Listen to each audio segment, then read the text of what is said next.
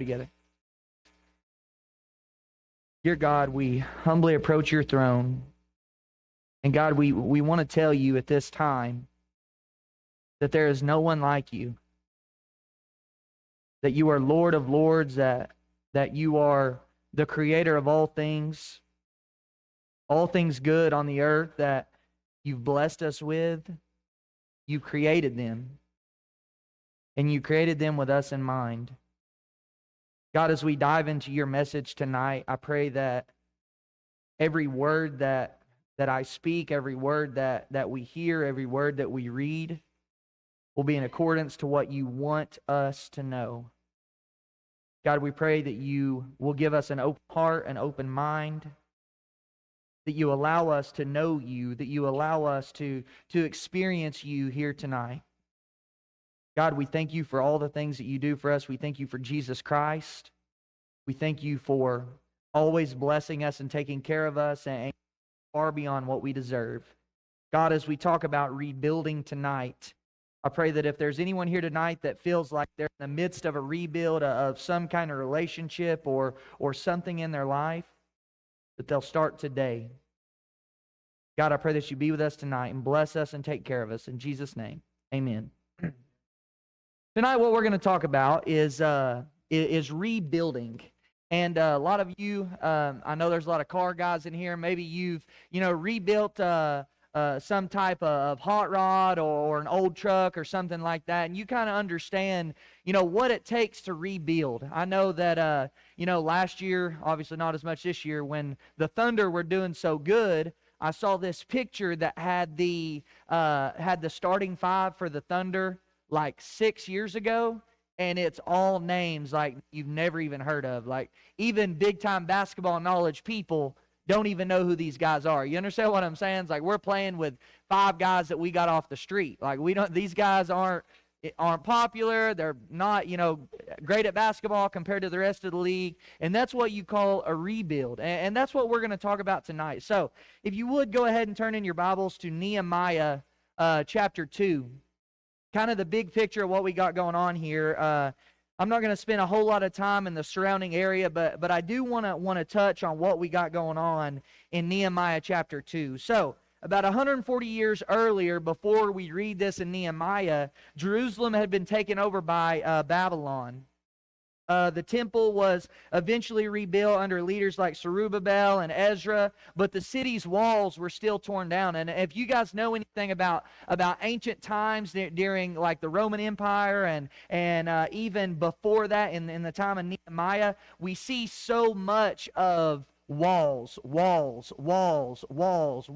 And the reason is because really walls are what signified a place's wealth. It's what signified, the social standing of a certain country or of a certain nation. So, here we have Nehemiah receiving, or as Artaxerxes in Susa, he's the cupbearer for him, and his brother arrives from Judah and reported in Nehemiah 1:3, the wall of Jerusalem is broken down and its gates are burdened with fire. So now we have a couple things starting to come along. We have a temple that's been rebuilt. We have a lot of stuff that's going on, but we don't have any walls.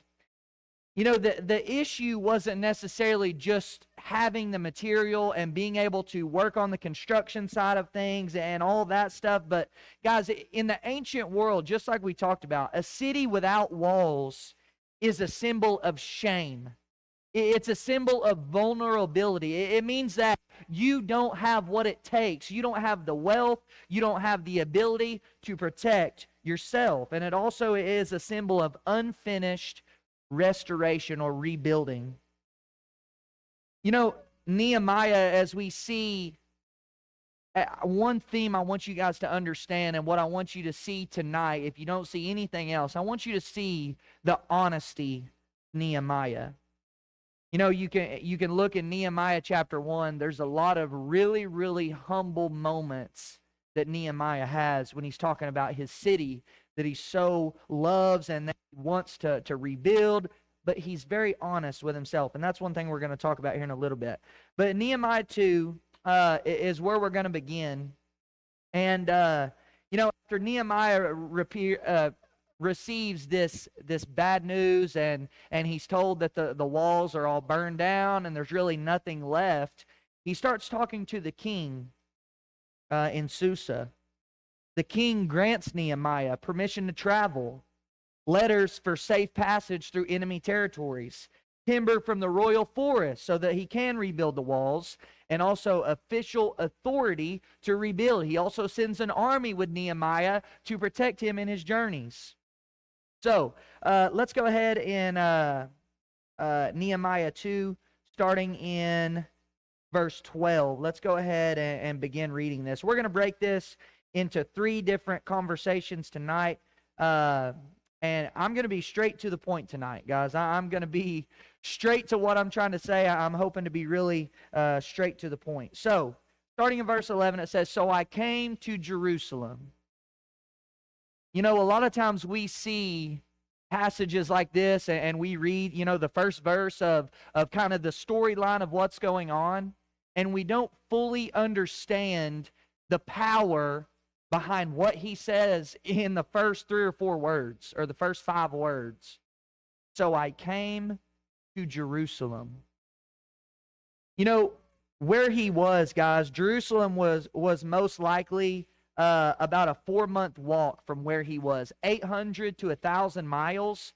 A lot of scholars suggest, just depending on which route he took, because most of the time they would travel the rivers. So they would go, follow this river and then meet this river, and they would cut across 50 miles to get to this river. They would usually never walk through the middle of the desert, obviously, to make sure they had a good water supply, make sure they were there in a good place. So, when we think about just this first couple verses, I came to Jerusalem, it just shows the dedication that Nehemiah has to rebuild. I came to Jerusalem and was there for 3 days. Another huge thing. I'm trying not to talk about every single bit of this, but he was there for 3 days after he had traveled for months and months and months and months on a camel's back, almost 1,000 miles, and he gets there for 3 days, and now it's time to go to work. So starting in verse 12, "And I arose in the night, I and a few men with me. I did not tell anyone what my God was putting into my mind to do for Jerusalem. And there was no animal with me except the animal on which I was riding. So I went out at night by the valley gate in the direction of the Dragon's Well and on to the Refuse Gate, inspecting the walls of Jerusalem,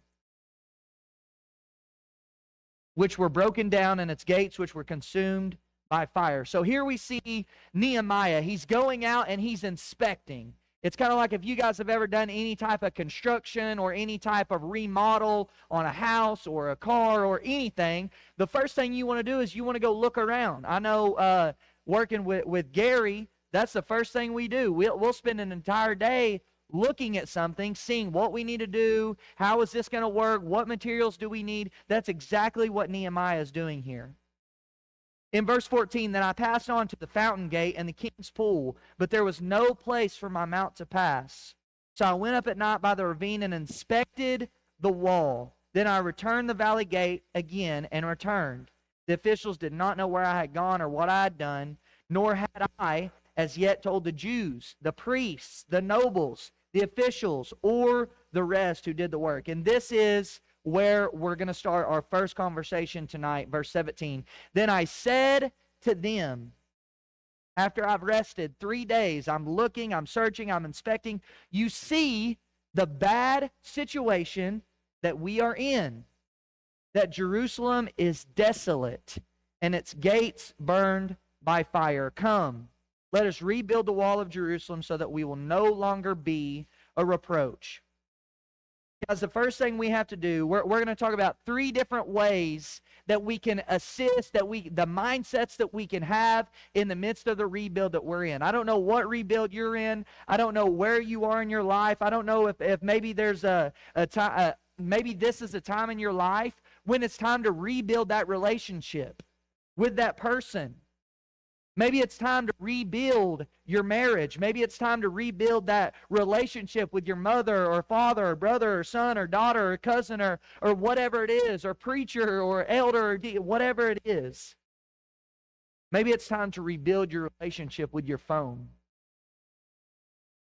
Maybe it's time to rebuild your relationship with social media, alcohol, your hobby, golf, bass fishing, your sport, whatever it is that you do. Maybe it's time to rebuild that relationship. You know, our entire life is relationship, isn't it? Our entire life, everything that we are as people is relationship. Doesn't matter what your job is. There's very few jobs that you can go and work and you can be a part of, and careers that you can have for yourself that don't involve relationship. And when we have relationships, you know what else we have? We got people. And when we got people, you know what we got? We have broken relationships because we mess up, we make mistakes. So maybe tonight you're thinking, I don't really have anything in my life that I'm thinking about restarting, rebuilding, making new. Maybe that's you tonight. But I will say that it's probably coming for some of us. I know for me, there's been things in the past year, 2 years, 3 years that I've completely rebuilt. Me and Emily going through a huge change in our life right now, moving, jobs and schools and doing all the stuff that has been going on in our lives. It's a huge rebuilding process for us. So I hope this kind of connects with you the way that it does me. Guys, the first thing we have to do in the midst of rebuild is we have to face it. We have to be honest with ourselves. We have to look at our situation that we're in, especially when we're the cause of the misfortune, which is most of the time. Wouldn't you guys agree? Most of the time when we need a rebuild, when we need something new to do, or when we need to restart something, it's because we messed it up. It's because we made a mistake. It's because we broke this relationship. It's because we messed this job up. It's because we did this or this or this. It usually comes back to the man in the mirror. You know, in Luke chapter 15, verse 21, we see an extremely powerful verse in the prodigal son. It says, "And the son said to him, Father, I have sinned against heaven and in your sight. I am no longer worthy to be called your son." We see the prodigal son, all the negative things that we look at this story and we say, I'll tell you one really positive thing. He was ready to face it. He said, Father, I don't care what I have to do to become your son again, but I'll do whatever it takes. I don't care how low you make me. I don't care how nothing I become. I just want you back. We got to face it. The situation that we're in, the rebuild, before we begin, as Nehemiah is going around and he's looking at the walls, the damage that has been done around the walls, all the negative things that he's looking at, and he goes and tells all these people, says, we're in a bad situation. Faces reality. And maybe that's what you need to do tonight. Maybe that's what we need to do as a church. Maybe that's what we need to do as an individual. Maybe that's what you need to do as a spouse, a brother, a mom, a dad, whatever it is. You know, in Psalm 51, one of my very favorite passages in the Bible, in Psalm 51, this is David after he's committed the great sin of having an affair with Bathsheba. In Psalm 51, verse 1, it says, "Be gracious to me, O God, according to your loving kindness, according to the greatness of your compassion, blot out my transgressions, wash me thoroughly from my iniquity, and cleanse me from my sin. For I know my transgressions, and my sin is ever before me." I'm facing it, God. I know I've messed up. I know I made a mistake. I know I'm so far from you, and I know I don't deserve you. But wash me thoroughly from my iniquity. Verse 4, "Against you You only, I have sinned and done what is evil in your sight, so that you are justified when you speak and blameless when you judge. Guys, we see David show so much humility. He was in a rebuilding process. Amen? It was time to rebuild. It was time to restart. It was time to do something different. And the first thing he does is he faces it. You know, a lot of times this can be the very hardest part of the whole entire process, but I'll tell you what's even more difficult than that is not just facing it, but when we do face it, when we do look at our situation and we see the mess that we've made, I want you to look in verse 17 of Nehemiah 2, back to our passage, or verse 18 in Nehemiah chapter 2. We'll read just this verse. I told them, all these people that he's told, we have to rebuild, we have to start, we have to begin putting the walls up. I told them how the hand of my God has been favorable to me, and also about the king's words which he had spoken to me. Then they said, let us arise and build. So they're facing it. They've looked around. They know the bad situation they're in. They know the mess that they're in because of their disobedience, because of their ancestors' disobedience, their disregard for what God wanted for their life. And they say, let us arise. So tonight, maybe you're looking at the rebuild you're getting ready to start, and you can look at it. You can look at it. I tell kids this all the time, guys. I've said this so many times. Care about what you say that you're going to do, or what you want to do, or how you say you're going to do it. I want to see it. I want to see the initiation. I want to see action. I want to see something different. And that's what Nehemiah does in chapter 2 here. It says, let us arise. All these people that he's talking to, let us arise and build. So they put their hands to the good work. So not only have they faced it, not only have they looked their problem in the eye and they've taken it on and they're ready to get started, but they've initiated it. Guys, we can face it all we want. We can talk about it. We can, talk about how great it would be if I could change this in my life, or if I could get rid of this social media, or if I could put this screen time limit on my phone, or if I could mend this relationship, or if I can fix this problem that I have with my mom or my dad or my wife or whatever. It's cool to talk about, but it means nothing. It means nothing to talk about it. They could have talked about it all day. A lot of times when I pull up to a yard mow, I'll pull up and I'll sit there and I'll look at it. Kind of take a deep breath. Like, I'll say, okay, I need to do this. I need to go around this way. I need to make sure I pick the sticks up. I need to make sure I get the trash out of the ditch. I need to do this. I need to do this. Guess what that does? Not a thing. It don't swing one hammer. It don't restring one weed eater. It don't do nothing. The same exact way when we're looking at maybe the situation that we have. We can talk about it, we can face it, but it means nothing if we don't initiate a start. So maybe tonight it's time to take the first step. They're taking the first step. All these people, I don't know how the conversation went. I just know what it tells us in the good book. But it says after Nehemiah told them this, they said, let's start the good work. Let's get going. Let's build.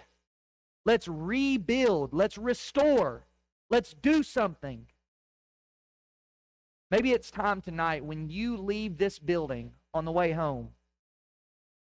Maybe it's time to make the phone call. Maybe it's time to call your brother that you haven't spoken to in years. Maybe it's time to call your cousin that you had a falling out with at the family reunion or Christmas or whatever, that doesn't like you anymore. Maybe it's time to sit down with your spouse tonight and say, let's rebuild. Let's restore. Let's do something different. Let's fix this. Maybe it's time to sit down with your boss. Maybe it's time to call your boss first thing Monday morning. Maybe it's time to rebuild. Maybe it's time when you get home tonight to restrict the screen time on your phone. Maybe it's time to delete that app on your phone. Maybe it's time to find a new hobby. Maybe it's time to rebuild. But it takes the first step. You know, Nehemiah's already taken a lot of steps. You know, when he was serving in Susa with the in Persia, the king that he was serving under, you know, he knew how long a journey it was going to be, 800, 1,000 miles, whatever. You know how hard that first step probably was? You know how hard it was for him to start loading up his camel and getting all the supplies he needed? But he did it. He took the first step. And not only did he take the first step, but he got there, he rested for 3 days, and then took the next step to get the thing done that he wanted to be done. You know, Nehemiah rested 3 days to rebuild the walls. Jesus was in the tomb for 3 days to rebuild me and your future. He was in the tomb for 3 days to rebuild our legacy, to rebuild our children's legacy, to rebuild our world. He gave us a chance to be rebuilt, to be fixed, to be redeemed, to be changed, to be transformed, to be new and fresh, and to be saved. But all it takes is that one step. You know, you think about David walking toward Goliath. He had to take the first step to initiate his great victory. You think about Moses' first step to confront Pharaoh, to let God's people go. It took one step. You think about the Good Samaritan, like Paul talked about this morning, his first step sideways to say, you know, I'm not going to walk on the other side of the road. I'm going to come over here. I'm going to take one step this way, and I'm going to help this man. You know, in Joshua 3, verse 13 through 17, you don't have to turn there, but I'm going to read it. It says, it shall come about when the soles of the feet of the priests, this is after, God's people are traveling through the wilderness, the Lord of all the earth, rest in the waters of the Jordan. The waters of the Jordan will be cut off, and the waters which are flowing down from above will stand in one heap. So when the people set out from their tents to cross the Jordan with the priests carrying the Ark of the Covenant before the people, and when those who carried the Ark came into the Jordan, and the feet of the priests carrying the Ark were dipped in the edge of the water, for the Jordan overflows all its banks all the days of harvest. Paul talked about this. Was that you that talked about how wide that probably would have been? Could have been miles wide. Probably not even able to see the other side. The waters which were flowing down from above stood and rose up in one heap a great distance away at Adam. It took one step for their souls to hit the water, for their entire lives to be changed. In verse 19 in our passage, Nehemiah 2, not only do we have to face it, not only do we have to initiate the start of our rebuild journey, of our rebuild process, but guys, we have to resist the things that are going to come to us. In verse 19, it says, but when Sanballat the Horonite and Tobiah the Ammonite official and Geshem the Arab heard it, they mocked us. When we had said, let us arise and build, they mocked us and despised us. And they said, what is this thing you are doing? Are you rebelling against the king? So I answered them and said to them, the God of heaven will give us success. Therefore we, his servants, will arise and build, but you have no portion, right, or memorial in Jerusalem. You know, those buddies that you go play golf with, or those buddies that you fish with, or that thing that you've been seeing on social media, or that app that you have, you're going to receive that invite again. Even after you take the first step and you initiate that rebuild, you're going to get that text from your buddy asking you to go with him to this place. You're going to. You're going to. You're going to be scrolling on social media, Facebook, whatever you're doing, and you're going to see that thing that you began to rebuild from. You're going to see that person's name pop up on your phone time and time and time again when you're mending that relationship, and you're going to have the temptation to stop. You're going to face resistance. But when we think about these guys that are resisting the progress of Nehemiah, you know, the opposition here, all these guys that we just talked about, they stem from a few different things. Number one, political concerns. A lot of these guys were from different nations that were really close by, and they're thinking, Jerusalem's being rebuilt, it's being restored. How is that going to influence our region? Economic concerns, trade, taxes, all the personal power, Nehemiah's success, threatening how good and great they are now. And obviously spiritual opposition, because they knew the God of Nehemiah. The question tonight is, does that person that we're talking about, do they know the God of Zane or Rick or Paul or Baylor? Do they know that God? Because this is the spiritual opposition that they're facing, but it's the spiritual opposition that we face every single day. Because Satan isn't always going to, you know, one thing I've learned, Satan isn't always going to be in your face with stuff. Would you guys agree with that? He's not always going to be black and white, easy to see in the light. He's not always going to be something that comes to you and is easy for you to recognize. That's not what he does. He's not easy to see. He's not easy to recognize. It's not an easy signal to pick up when we're being influenced by the evil of Satan. He comes to you with your friend. He comes to you in that relationship with your parent or with your coworker or with someone you love dearly. That's where Satan comes from. It's not always easy to see. It's not always to pick up, but he's always there seeking havoc and trying to bring evil to your life. You know, as we think about Nehemiah tonight, guys, I want to encourage you just again, as you leave here tonight, make the phone call. As you leave here tonight, say the prayer that's so hard to say. God, I'm ready. You guys ever had that conversation with him? God, I'm ready. I'm ready to start. And you know why that's such a scary thing to say to God? Because you know what he says? Let's go. Let's start today. Let's start right now. Let's start. It might always not be comfortable, when it may be inconvenient, but let's start today. Maybe it's time for you to start today.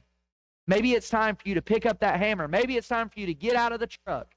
Maybe it's time for you to pick up the phone and make that phone call. Maybe it's time for you to rebuild. Guys, we can look at Nehemiah and we can see how he faces the reality of a situation. That's what right now is for, guys. That's what this invitation is for. The invitation song is for us to look at our situation and think in our minds, what are we going to do to face this situation? I'm going to be honest with myself. I'm going to say, I've transgressed in your sight, God. I've messed up this relationship. I've done this. And then when you leave here, you get to make the choice. Am I going to initiate or am I not going to initiate? And then as you go on, as you know, if you choose to initiate this change, this rebuild, you're going to face resistance. You're going to face those people in your life that don't want you to succeed. But that's what the church is for, and that's what God is for. If there's anyone here tonight who is ready for that rebuild, ready for something new, please come as we stand and sing.